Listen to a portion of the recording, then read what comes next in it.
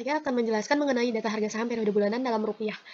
Pertama yaitu saya akan menghitung return realisasi dan rata-rata saham A. Berdasarkan perubahan harga saham dari satu periode ke periode berikutnya, data harga saham A itu digunakan besar 1000 pada T0, dan T1-nya yaitu 1050, T2-nya 1100, T3-nya yaitu 1080. Lalu di sini kita akan melakukan perhitungan return dengan cara membandingkan selisih harga saham periode sekarang dengan harga saham periode sebelumnya. Kemudian dibagi dengan harga saham periode sebelumnya. Oke, di sini kita langsung praktek aja, yaitu sama dengan harga saham periode sekarang dikurang dengan harga saham periode sebelumnya, lalu dibagi dengan harga saham periode sebelumnya. Lalu kita klik enter, maka hasilnya yaitu 0,05 atau 5%, pada T2 itu hasilnya 0,05 atau 5%, dan pada periode T3 yaitu sebesar minus 0,02 atau minus 2%. Setelah seluruh return diperoleh, kemudian dihitung nih rata-rata returnnya.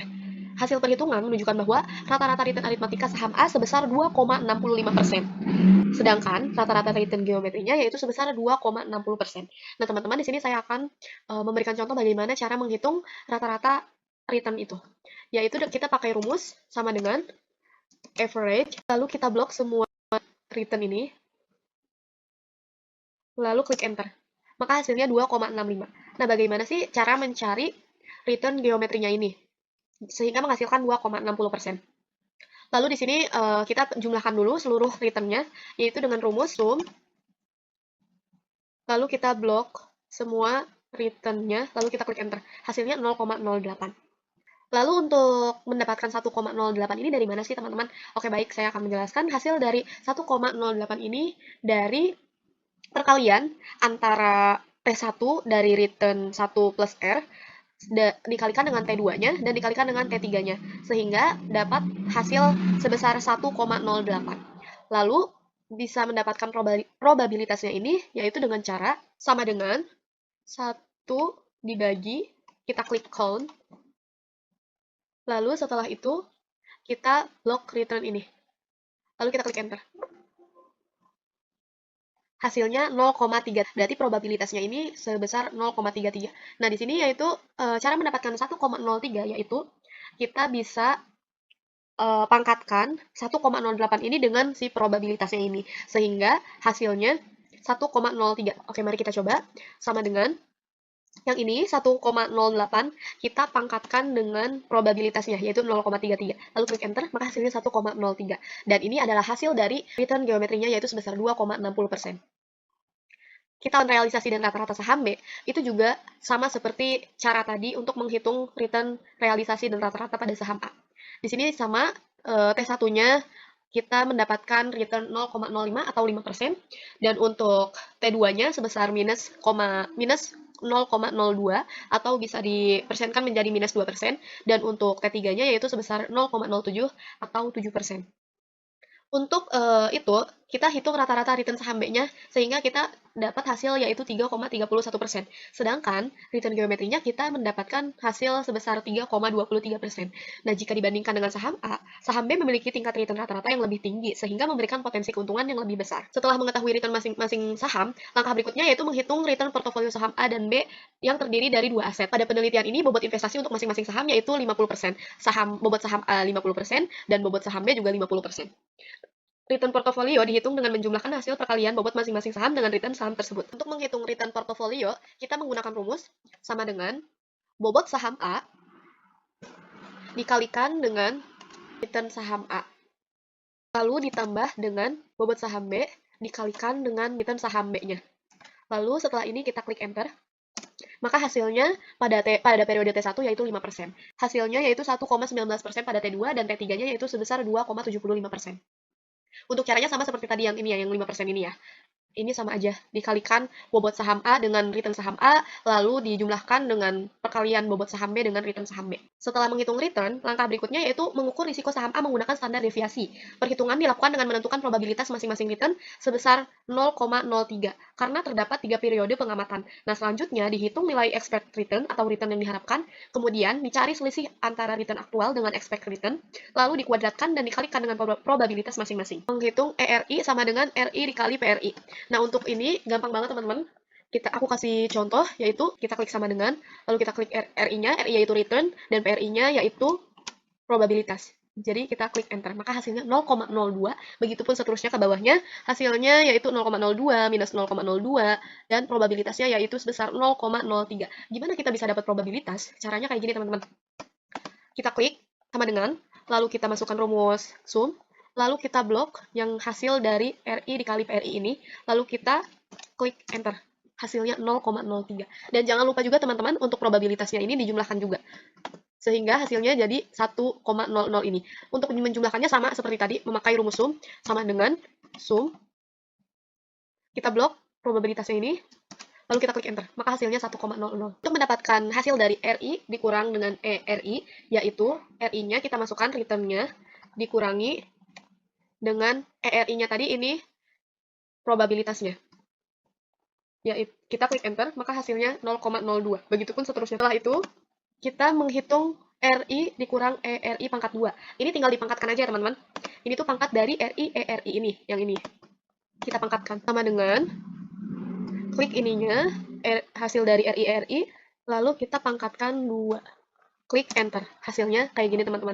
Dan ke bawahnya juga kayak gini sama caranya. Dan untuk mendapatkan hasil dari RI dikurang ERI pangkat 2 dikali PRI, itu sangat mudah teman-teman. Ini udah dapat kita RI ERI pangkat 2-nya, lalu nanti kita tinggal dikalikan dengan PRI, yaitu probabilitasnya. Kita akan menghitung hasil dari RI ERI pangkat 2 dikali PRI atau probabilitas, yaitu sama dengan ini RI ERI pangkat 2-nya kita sudah dapat, tinggal dikalikan dengan probabilitasnya. Lalu kita klik enter. Hasilnya segini ya teman-teman, 0,0001844411. Untuk hasil ke bawahnya juga sama teman-teman. Nah, kita akan menghitung varians nih teman-teman. Untuk menghitung varians, kita jumlahkan seperti tadi sama dengan sum. Sum itu yaitu untuk menjumlahkan ya teman-teman. Lalu kita blok si yang terakhir ini, RI ERI pangkat 2 dikali PRI-nya. Kita klik enter. Hasilnya segini ya teman-teman, 0,00099243. Untuk mendapatkan hasil deviasi standar, kita cukup perlu masukkan rumus SQRT teman-teman, sama dengan SQRT, lalu kita klik varian yang tadi ini, lalu kita klik enter, maka sudah terlihat hasilnya sebesar 0,0315949977, atau kalau dipersenkan menjadi 3,16%. Setelah mengetahui risiko masing-masing saham, selanjutnya dicari hubungan antara return saham A dan saham B melalui perhitungan covariance. Tahap pertama yaitu menghitung selisih return masing-masing saham terhadap rata-ratanya, yaitu RA dikurang RA dan RB dikurang dengan RB. Untuk mendapatkan hasil dari covariance, yaitu kita menghitung selisih return masing-masing saham terhadap rata-ratanya teman-teman, dengan cara yaitu sama dengan ini yang rata-rata saham A dengan dikalikan dengan rata-rata dari saham B-nya. Lalu kita klik enter. Hasilnya 0,04%, dan untuk P2-nya sebesar minus 0,12%, P3-nya yaitu 0,18%. Lalu totalnya ini kita totalin teman-teman sama dengan sum, kita blok ini semua, lalu kita klik enter. Hasilnya yaitu minus 0,26%. Dan untuk covariance-nya, cara mendapatkan covariance yaitu total dari RA dikurang RA, RB dikurang RB ini, yaitu klik sama dengan, kita klik totalnya, lalu dibagi 3. Kenapa kita dibagi 3? Karena 3 ini yaitu sesuai dengan 3 periodenya atau 3 saham tersebut. Lalu kita klik enter, maka ini hasilnya minus 0,00865052. Untuk nilai covariance yang negatif, menunjukkan bahwa pergerakan return kedua saham cenderung berlawanan arah. Setelah mendapatkan covariance, langkah yang berikutnya yaitu menghitung koefisien korelasi antara saham A dan saham B. Perhitungan dilakukan dengan membagi nilai covariance dengan hasil perkalian standar deviasi saham A dan standar deviasi saham B. Seperti ini teman-teman. Untuk covariance-nya tadi kita sudah dapat hasilnya yaitu 0,008 sekian. Lalu untuk standar deviasi sahamnya kita juga sudah mendapatkan di bagian risiko saham ini ya teman-teman. Nah, di sini ada deviasi standarnya, kita bisa langsung salin aja. Dan ini deviasi standar untuk risiko saham B-nya. Nah, untuk mendapatkan total korelasi, caranya gampang banget teman-teman. Kita pakai rumus sama dengan covariance dibagi dengan standar deviasi saham A yang dikalikan dengan standar deviasi saham B. Kita klik enter. Hasilnya yaitu minus 0,662,10624. Langkah berikutnya yaitu kita akan menghitung komponen aset A dan komponen aset B. Untuk saham A digunakan bobot sebesar 50% dan bobot B yaitu sebesar 50%.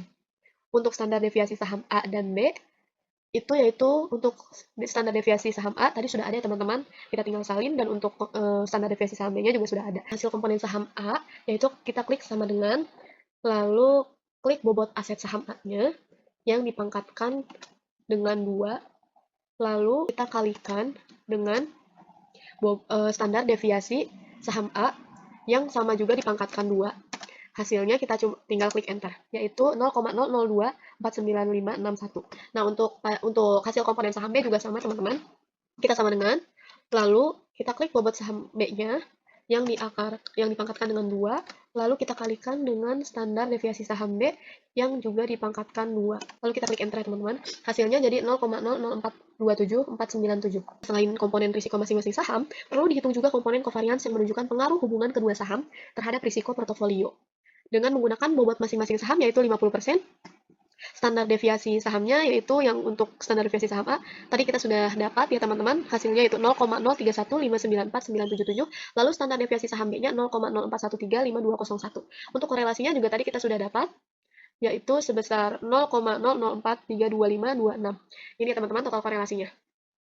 Lalu untuk total komponen covariance-nya kita pakai rumus, yaitu sama dengan 2 dikali dengan bobot saham A dikalikan dengan bobot saham B, dikalikan lagi dengan standar deviasi saham A, lalu dikalikan lagi dengan standar deviasi saham B, lalu dikalikan lagi dengan korelasi. Hasilnya kita tinggal klik enter, yaitu minus 0,00432526. Kenapa hasilnya itu negatif? Karena nilai ini menunjukkan adanya manfaat diversifikasi yang mampu menurunkan risiko portofolio. Setelah semua komponen diperoleh, yaitu selanjutnya kita menghitung varians portofolio. Varian portofolio ini diperoleh dengan menunjukkan komponen aset A, komponen aset saham B, dan komponen covariance. Untuk komponen aset saham A, tadi sudah ditemukan hasilnya ini ya teman-teman. Ini untuk komponen saham A-nya, dan ini untuk komponen saham B-nya. Dan untuk komponen covariance juga sudah ditemukan hasilnya, yaitu sebesar minus 0,00432526. Ini yang tadi yang baru saja kita pelajari ya teman-teman. Selanjutnya untuk totalannya, kita cuma klik sama dengan sum, lalu kita blok semua ini. Lalu kita klik enter. Selanjutnya yaitu menghitung standar deviasi portofolio untuk mengetahui risiko portofolio secara keseluruhan. Varians portofolio ini dikuadratkan.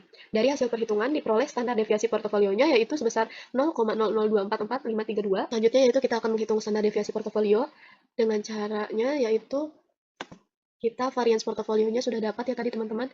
Ini hasil varians portofolionya, dan untuk standar deviasi portofolionya kita hanya masukkan sama dengan, lalu klik rumus SQRT, lalu kita klik varians portofolio ini, kita klik enter. Ini hasilnya. Sehingga dapat dipersenkan menjadi 1,56%. Jadi hasil risiko portofolio 2 aset ini sebesar 1,56%. Untuk yang terakhir yaitu kinerja portofolio menggunakan indeks Sharpe. Indeks Sharpe ini digunakan untuk mengukur seberapa besar return yang diperoleh investor dibandingkan dengan risiko yang ditanggung. Nah, dalam perhitungan ini digunakan tingkat bebas risiko atau risk-free rate sebesar 4% per tahun. Ini sudah ada ya teman-teman, tingkat bebas risikonya atau risk-free-nya 4% per tahun. Caranya gampang banget. Untuk mendapatkan hasil dari indeks Sharpe P1, yaitu kita klik sama dengan, lalu untuk rata-rata return aritmatikanya, untuk saham A yaitu 2,65%, dikurangi dengan 4% risk free-nya, lalu dibagi dengan deviasi standar. Deviasi standar saham A. Lalu kita klik enter. Hasilnya yaitu minus 0,42794535. Dan untuk indeks Sharpe P2 juga sama halnya seperti tadi untuk menghitung indeks Sharpe P1. Jadi teman-teman dapat disimpulkan bahwa berdasarkan seluruh perhitungan, saham B ini memiliki rata-rata return lebih tinggi, yaitu 3,31%, namun juga memiliki risiko yang lebih besar, yaitu sebesar 4,14%. Nah, setelah kedua saham dikombinasikan dalam portofolio dengan bobot masing-masing 50%, risiko portofolio berhasil turun menjadi 1,56% karena adanya korelasi negatif sebesar minus 0,662 antara kedua saham. Meskipun demikian, berdasarkan indeks Sharpe yang bernilai negatif, kinerja portofolio masih belum mampu mengungguli tingkat pengembalian bebas risiko. Yang pertama yaitu kita akan menghitung data harga saham dan juga return. Data yang digunakan dalam analisis ini berupa harga penutupan atau closing price dari 3 saham, yaitu saham A, saham B, dan juga saham C. Saham A ini bergerak dari 1.000 hingga 1.150. Untuk saham B bergerak dari 2.000 hingga 2.250. Dan untuk saham C bergerak dari 1.500 sampai dengan 1.650. Berdasarkan data tersebut, kemudian dihitung return setiap periode untuk mengetahui tingkat keuntungan yang diperoleh investor dari perubahan harga saham.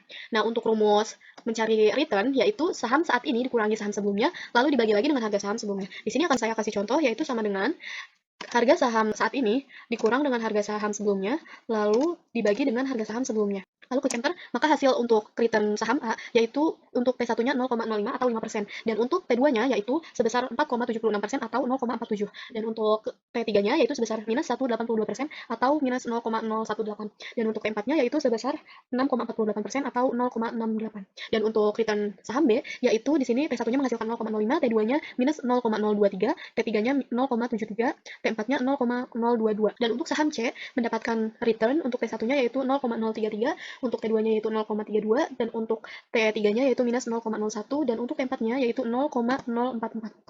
Untuk caranya sama aja, pokoknya untuk menghitung return itu caranya yaitu saham saat ini dibagi dengan saham sebelumnya, lalu dibagi lagi dengan saham sebelumnya. Selanjutnya kita akan menghitung average return. Average return merupakan rata-rata keuntungan yang diperoleh dari seluruh periode pengamatan. Nah, nilai ini menunjukkan tingkat pengembalian yang secara umum dihasilkan oleh suatu saham. Berdasarkan hasil perhitungan, average return saham A yaitu sebesar 0,036, untuk saham B-nya yaitu 0,030, untuk saham C-nya yaitu 0,024. Hasil tersebut menunjukkan bahwa saham A memberikan tingkat keuntungan rata-rata tertinggi selama periode pengamatan.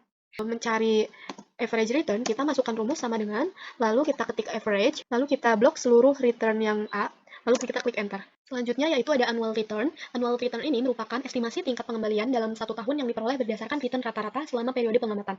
Nah, untuk hasil perhitungan menunjukkan annual return saham A yaitu sebesar 0,5297, untuk saham B-nya yaitu 0,4344, untuk saham C-nya yaitu 0,3346.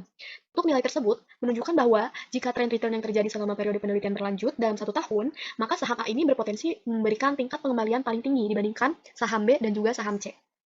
Bagaimana cara menghitung annual return? Yaitu kita klik sama dengan, lalu klik 1 plus, kita klik average return-nya yang untuk saham A, lalu kita pangkatkan 12. Kenapa 12? Dikarenakan satu tahun itu ada 12 bulan, lalu kita kurangi dengan 1, lalu kita klik enter. Hasilnya sama seperti tadi ya, 0,5297. Begitupun untuk saham saham B dan juga saham C. Selanjutnya yaitu untuk mencari variance, yaitu variance itu digunakan untuk mengukur tingkat penyebaran data return terhadap nilai rata-ratanya. Semakin besar nilai variance, maka semakin tinggi ketidakpastian atau risiko investasi yang dimiliki suatu saham. Nah, berdasarkan hasil perhitungan diperoleh varian saham A yaitu sebesar 0,001, saham B-nya yaitu 0,0017, saham C-nya yaitu 0,0006. Nah, nilai tersebut menunjukkan bahwa saham B ini memiliki tingkat variance return yang paling besar sehingga memiliki risiko yang lebih tinggi dibandingkan saham A dan juga saham C. Nah, untuk memasukkan rumus variance yaitu kita klik sama dengan, lalu kita ketik var, yaitu varian, lalu kita blok semua return yang untuk saham A, lalu kita klik enter. Hasilnya sama seperti tadi, teman-teman. Selanjutnya yaitu ada standar deviasi. Standar deviasi merupakan akar kuadrat dari variance yang digunakan untuk mengukur tingkat risiko suatu saham. Semakin besar nilai standar deviasi, maka semakin besar juga fluktuasi return yang terjadi. Nah, untuk hasil perhitungan menunjukkan bahwa standar deviasi saham A yaitu sebesar 0,369, untuk saham B-nya yaitu 0,0416, untuk saham C-nya yaitu 0,0251. Nah, berdasarkan hasil tersebut, dapat disimpulkan bahwa saham B-nya ini, dia memiliki tingkat risiko tertinggi, sedangkan untuk saham C-nya memiliki tingkat risiko yang paling rendah. Bagaimana cara mencari standar deviasi? Yaitu dengan cara klik sama dengan, lalu masukkan rumus SQRT, lalu kita salin aja untuk variance-nya, hasil dari variance-nya. Lalu kita klik enter. Hasilnya sama seperti tadi, 0,0369. Nah, untuk caranya untuk saham B dan untuk saham C juga sama seperti mencari rumus dari standar deviasi untuk saham A tadi. Selanjutnya yaitu ada annual standard deviation. Annual standard deviation merupakan standar deviasi yang telah dikonversi ke basis tahunan, sehingga dapat digunakan untuk melihat tingkat risiko investasi dalam satu tahun tersebut. Hasil perhitungan menunjukkan bahwa annual standard deviation saham A yaitu sebesar 0,128, untuk saham B-nya yaitu 0,144, dan untuk saham C-nya yaitu 0,871. Nah, nilai tersebut menunjukkan bahwa dalam jangka panjang, saham B ini memiliki risiko tahunan terbesar, sehingga saham C-nya ini memiliki risiko tahunan yang paling rendah.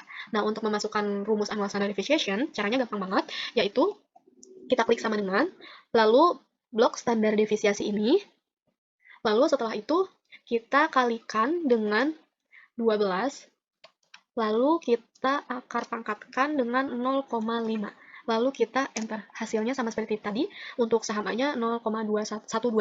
Untuk cara saham B-nya juga sama seperti saham A, dan juga saham C-nya juga sama, mencarinya seperti saham A tadi. Selanjutnya yaitu ada covariance saham A dan juga saham B. Nah, covariance ini digunakan untuk mengukur arah hubungan pergerakan return antara dua saham. Hasil perhitungan menunjukkan covariance antara saham A dan juga saham B sebesar minus 0,00072. Nah, nilai negatif ini menunjukkan bahwa kedua saham ini cenderung bergerak berlawanan arah, sehingga ketika return saham A meningkat, maka return saham B juga cenderung menurun, dan juga sebaliknya. Nah, kondisi ini sangat bermanfaat dalam pembentukan portofolio karena membantu menurunkan risiko keseluruhan investasi. Caranya untuk mendapatkan hasil dari covariance saham A B, yaitu kita klik sama dengan, lalu kita masukkan rumus covar, yaitu untuk mencari covariance, lalu kita blok untuk return A-nya, dan juga kita blok untuk return B-nya. Lalu setelah itu kita klik enter. Hasilnya sama seperti tadi, minus 0,0072. Hasil covariance saham AC yaitu sebesar 0,00069, bahwa nilai ini menunjukkan kedua saham ini cenderung bergerak searah. Ketika return saham A meningkat, maka return saham C juga cenderung meningkat. Begitu pula sebaliknya. Nah, hubungan searah ini menunjukkan bahwa manfaat diversifikasi yang diperoleh dari kombinasi kedua saham relatif lebih kecil dibandingkan pasangan saham yang memiliki covariance yang negatif. Untuk caranya sama seperti tadi, mencari rumus variance itu, yaitu kita klik sama dengan, lalu kita masukkan rumus covariance, lalu kita blok untuk saham A dan juga saham C-nya. Lalu kita klik enter. Hasilnya sama ya teman-teman. Untuk mencari covariance saham B dan juga C juga sama.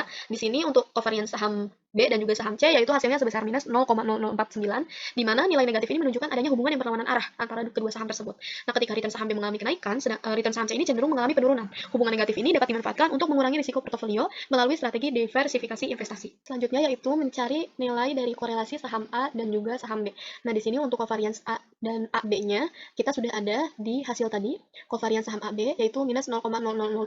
Lalu untuk standar deviasi A dan untuk standar deviasi B juga sudah ada totalnya di sini standar deviasi A dan juga standar deviasi saham B. Lalu kita tinggal jumlahkan saja. Rumusnya yaitu sama dengan covariance A dan B dibagi dengan standar deviasi A dikali dengan standar deviasi B. Lalu kita klik enter. Hasilnya yaitu minus 0,4697. Kondisi ini bisa dibilang nilainya negatif karena menunjukkan bahwa kedua saham ini memiliki hubungan yang berlawanan arah dengan tingkat hubungan yang sedang. Kondisi ini menguntungkan bagi investor karena kombinasi kedua saham dapat membantu mengurangi risiko portofolio melalui diversifikasi. Selanjutnya yaitu ada korelasi saham A dan juga saham C. Nah, untuk covariance AC-nya dan untuk standar deviasi A, standar deviasi C juga sudah ada di sini. Nah, di sini sudah ada. Untuk nilai korelasi saham A dan saham C sebesar 0,74991. Nilai ini positif yang cukup tinggi, menunjukkan bahwa kedua saham ini memiliki kecenderungan bergerak searah. Ketika return saham A meningkat, return saham C juga cenderung meningkat. Karena hubungan keduanya cukup kuat, manfaat diversifikasi yang diperoleh dari kombinasi kedua saham menjadi lebih terbatas. Nah, untuk selanjutnya yaitu ada korelasi saham B dan juga saham C. Korelasi antara saham B dan C yaitu sebesar minus 0,04724, yaitu nilai negatif ini menunjukkan adanya hubungan berlawanan arah antara kedua saham. Nah, kondisi ini memberikan keuntungan dalam pembentukan portofolio karena dapat membantu menekan tingkat risiko keseluruhan investasi. Untuk caranya sama aja seperti korelasi saham A dan B, yaitu sama dengan kita masukkan covariance B ini, lalu kita bagi dengan standar deviasi B yang dikalikan dengan standar deviasi C. Lalu kita klik enter, hasilnya sama, minus 0,472. Begitupun untuk korelasi A dan juga C. Selanjutnya yaitu pembentukan portofolio. Nah, portofolio ini dibentuk dengan mengalokasikan dana investasi ke dalam 3 saham dengan bobot yang berbeda. Yaitu di sini contohnya saya kasih bobot untuk saham A yaitu 45%, untuk saham B-nya yaitu 30%, dan untuk saham C-nya 25%, sehingga menghasilkan jumlah 100%. Nah, untuk pembentukan portofolio ini bertujuan untuk memperoleh kombinasi investasi yang mampu menghasilkan return yang optimal dengan tingkat risiko yang lebih rendah dibandingkan jika investor hanya berinvestasi pada satu saham saja. Nah, dalam proses ini dilakukan matriks variance dan juga covariance untuk menghitung risiko gabungan dari seluruh saham yang terdapat dalam portofolio. Nah, ini variance matrix ini sudah ada. Covariance A, B tadi sudah kita cari, covariance AC juga sudah kita cari. Untuk variance A, variance B, dan juga variance C juga sudah kita cari. Semuanya sudah ada di data sebelumnya yang tadi kita sudah. Selanjutnya di sini yaitu kita akan menentukan return dan juga risiko portofolio. Nah, di sini berdasarkan hasil perhitungannya, return portofolio yang diperoleh yaitu sebesar 0,4524 atau bisa kita persenkan menjadi 45,24%. Nah, sementara itu variance portofolionya yaitu sebesar 0,003596 dan untuk standar deviasi portofolionya sebesar 0,0189 dan untuk annual standard deviation-nya yaitu 0,0656. Selanjutnya yaitu kita akan mencari rumus untuk variance portofolio, yaitu caranya sama dengan kita masukkan add, lalu kita klik rumus mode. Rumus ini yaitu digunakan untuk perkalian matriks, lalu kita masukkan lagi rumus mode ini. Lalu selanjutnya kita blok bobot saham A, B, dan C ini. Lalu selanjutnya kita blok matriksnya. Lalu selanjutnya kita blok bobot saham yang ini. Lalu selanjutnya kita klik enter, maka hasilnya 0,00035. Nah, untuk standar deviasi portofolio, rumusnya kita klik sama dengan, lalu kita masukkan rumus SQRT, lalu kita blok varians portofolio ini, lalu kita klik enter. Hasilnya 0,0189. Nah, untuk annual standard deviation, yaitu kita masukkan rumus sama dengan, lalu kita blok standar deviasi ini, lalu kita kalikan dengan 12. 12 ini yaitu jumlah bulan dalam setahun, lalu kita pangkatkan dengan 0,5. Lalu kita klik enter. Hasilnya yaitu 0,06569. Selanjutnya kita akan menghitung return portofolio ini, yaitu dengan klik sama dengan, lalu kita masukkan rumus sum produk. Selanjutnya yaitu kita blok saham A, saham B, dan juga saham C ini. Lalu selanjutnya kita blok annual return dari saham A, saham B, dan juga saham C. Selanjutnya kita klik enter. Hasilnya yaitu 0,4524. Selanjutnya dilakukan dengan membandingkan 5 skenario portofolio yang memiliki kombinasi bobot saham yang berbeda. Nah, untuk portofolio 1 di sini yaitu risknya 5,45%, untuk returnnya yaitu 40,88%, dan untuk portofolio 2 yaitu risknya itu 5,97%, dan untuk returnnya yaitu 41,84%, untuk portofolio 3 yaitu 6,46%, dan untuk returnnya yaitu 44,27%. Nah, untuk portofolio 4 yaitu risknya 5,85%, dan untuk returnnya 42,34%. Untuk portofolio 5, risknya itu 6,90%, dan untuk returnnya 45,22%.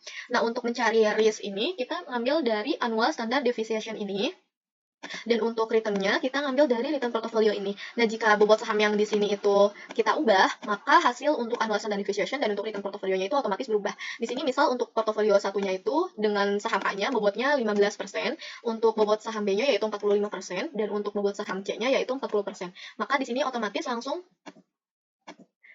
otomatis annual standard deviation dan juga return portofolionya langsung berubah. Begitupun untuk portofolio selanjutnya dari portofolio 2 sampai portofolio 5. Nah, di sini bisa berubah untuk persenannya juga. Kalau untuk annual standard deviation dan return portofolio ini kita menggunakan general, tapi bisa juga dipersenkan sehingga menghasilkan risk dan juga return portofolionya yaitu sebesar 5,45% dan juga 40,88% untuk portofolio satunya. Hasil ini yaitu menunjukkan adanya hubungan positif antara return dan risiko, di mana semakin tinggi return yang diharapkan, maka semakin tinggi pula risiko yang harus ditanggung oleh investor tersebut. Baik, di sini yaitu ada beta portofolio. Beta portofolio ini digunakan untuk mengukur sensitivitas portofolio terhadap perubahan pasar. Nah, berdasarkan hasil perhitungan, diperoleh beta portofolio 1 itu sebesar 0,94, beta portofolio 2 yaitu 0,98, beta portofolio 3 yaitu 1,02, beta portofolio 4 yaitu 0,97, beta portofolio 5 yaitu 1,06. Nah, portofolio yang memiliki beta di atas 1 cenderung lebih sensitif terhadap perubahan pasar, sedangkan beta di bawah 1 menunjukkan pergerakan yang lebih stabil dibandingkan pasar secara keseluruhan. Nah, di sini cara untuk mencari beta portofolio yaitu di sini kita klik sama dengan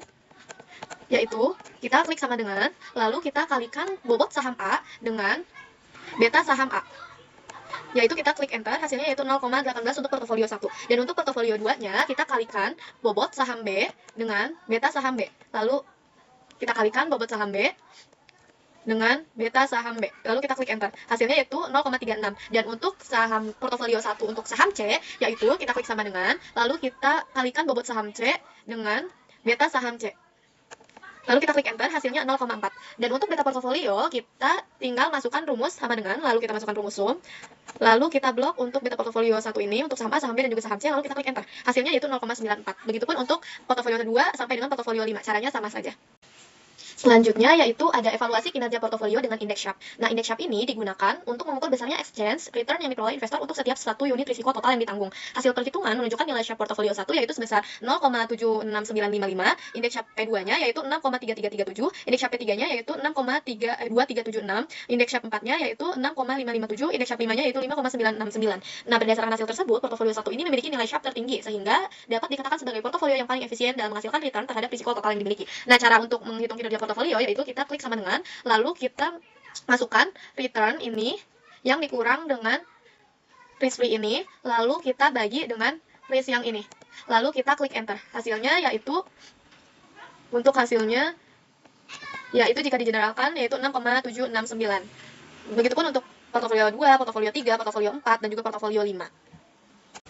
Selanjutnya yaitu ada evaluasi kinerja dengan indeks Trainor, di mana indeks Trainor ini digunakan untuk mengukur tingkat pengendalian yang diperoleh investor berdasarkan risiko sistematis atau beta portofolio. Nah, hasil perhitungan menunjukkan nilai Trainor portofolio 1 sebesar 0,3923, indeks Trainor portofolio 2 yaitu 0,386, terus untuk portofolio 3 yaitu 0,394, untuk portofolio 4 yaitu 0,395, untuk portofolio 5 yaitu 0,388. Nah, berdasarkan hasil tersebut, portofolio 4 ini yaitu dia memiliki nilai Trainor tertinggi sehingga dianggap yang paling baik dalam menghasilkan return terhadap risiko pasar yang ditanggung oleh investor. Nah, bagaimana untuk mencari indeks Trainor ini, yaitu rumusnya kita masukkan sama dengan, lalu kita masukkan return ini, lalu kita kurangi dengan risk free ini, lalu kita bagi dengan beta portofolio 1 yang ini. Lalu kita klik enter, hasilnya 0,3923. Dan untuk portofolio 2 dan sampai portofolio 5 juga caranya sama saja. Selanjutnya yaitu evaluasi kinerja dengan Jensen Alpha. Nah, Jensen Alpha ini digunakan untuk mengukur kemampuan manajer investasi atau portofolio dalam menghasilkan return di atas return yang diharapkan berdasarkan model CAPM. Nah, hasil perhitungan menunjukkan bahwa Jensen Alpha portofolio 1 sebesar 0,31244 dan untuk portofolio 2 yaitu sebesar 0,31957, untuk portofolio 3 yaitu sebesar 0,3414, portofolio 4 sebesar 0,325, portofolio 5 yaitu sebesar 0,348. Nah, berdasarkan hasil tersebut, portofolio 5 ini dia memiliki nilai Jensen Alpha yang paling tinggi, yang menunjukkan bahwa portofolio tersebut mampu menghasilkan ekses return paling besar dibandingkan return yang seharusnya diperoleh berdasarkan tingkat risiko sistematis yang dimiliki. Untuk mencari indeks Jensen Alpha, yaitu dengan rumus sama dengan kita masukkan return untuk portofolio 1 yang dikurang dengan risk free ini, lalu ditambah dengan return market, lalu kita kurang dengan risk free lagi, lalu kita kalikan dengan beta portofolio. Kita kalikan dengan beta portofolio untuk portofolio 1, lalu kita klik enter. Hasilnya yaitu jika dipersentasekan menjadi 31,24%, dan jika digeneralkan, maka hasilnya 0,31244.